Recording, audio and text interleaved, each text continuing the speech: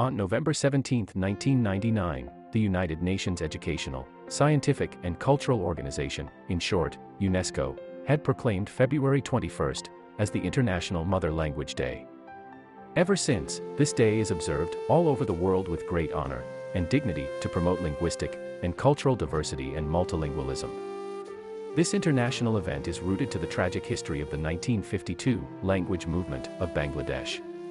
On February 21, 1952, Bangladeshis, the then East Pakistani people, fought to establish their mother tongue Bangla or Bengali as one of the state languages of the then undivided Pakistan.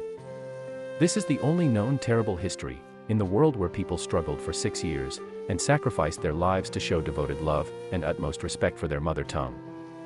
This movement has now become the inspiration for millions of people to promote the preservation and protection of all languages used by people of the world.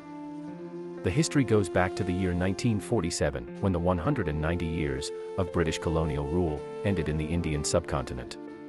While leaving, the British divided the subcontinent into two countries, India and Pakistan, mostly based on religion. Pakistan was geographically divided into two parts, West Pakistan, which is now Pakistan, and East Pakistan, which now Bangladesh.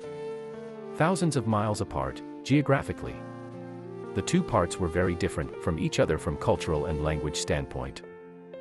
Although smaller in area, East Pakistan had higher population, about 44 million, which was 56% of the entire country's population.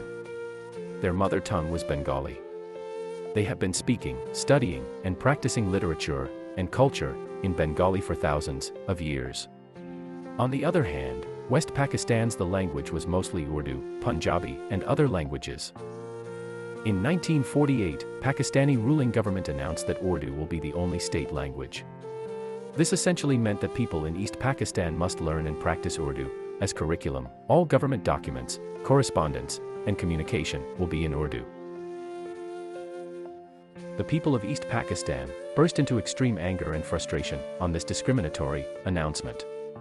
Thousands of people came down to the streets in groups, protested that they want Bengali as one of the state languages. They sang loud that they want to snatch away my mother language. A challenging language movement began in East Pakistan. This movement with intense protest in East Pakistan continued for long 4 years. However, the government did not change its decision. The movement gradually became more and more fierce. Then came the peak moment of February 21, 1952. On this day, the government implemented Section 144, which means imposing curfew in Dhaka so that people could not come out of home and protest on the streets. But it could not suppress the angry Bengali people as they were fighting for their mother tongue. Defying the curfew, students and mass people took the streets and marched. That's when the most brutal and cruel incident took place. The police opened fire on the crowd, killed 6 people, and injured many more. The language movement martyrs were Salam, Rafiq, Barkat, Jabbar, Shofir, and a 9-year-old boy named Olier. None in the world has ever sacrificed their lives to protect the honor and dignity of his mother tongue. The entire East Pakistan became angrier at this tragic incident.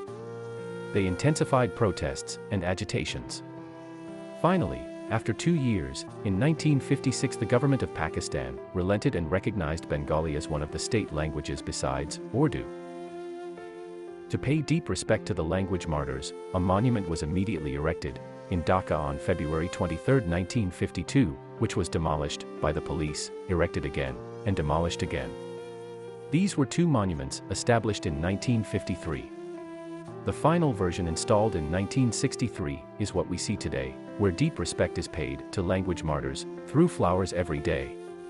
Since then, Bangladeshis observe the day with mourning to show respect to the martyrs and other victims of the 1952 language movement.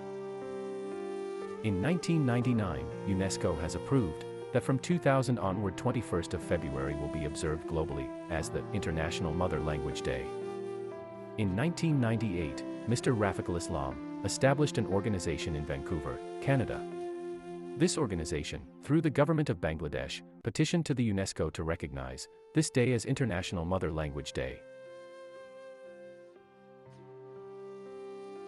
Considering such a unique example of struggle for mother tongue, UNESCO recognized this day as International Mother Language Day in November 1999.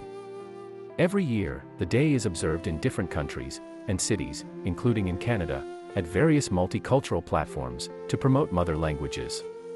It's worth mentioning that in few cities in Canada, the provincial and local government have provided all support to build a monument, called Shahid Minar, at a public place to organize this annual event. We all have our own language of our mothers, the language of our soul. For thousands of years, our ancestors spoke this language, studied, and practiced culture. We all must learn and practice our mother languages, and encourage our next generations to do so.